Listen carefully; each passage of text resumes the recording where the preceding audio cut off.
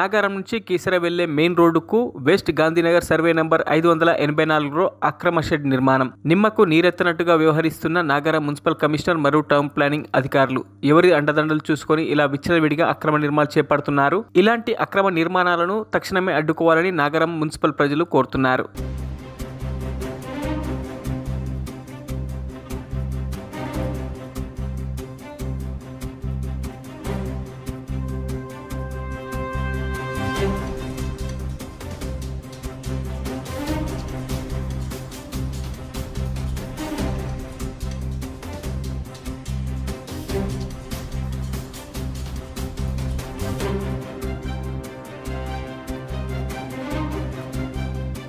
మరిన్ని అప్డేట్స్ కోసం మా ఛానల్ని సబ్స్క్రైబ్ చేయండి.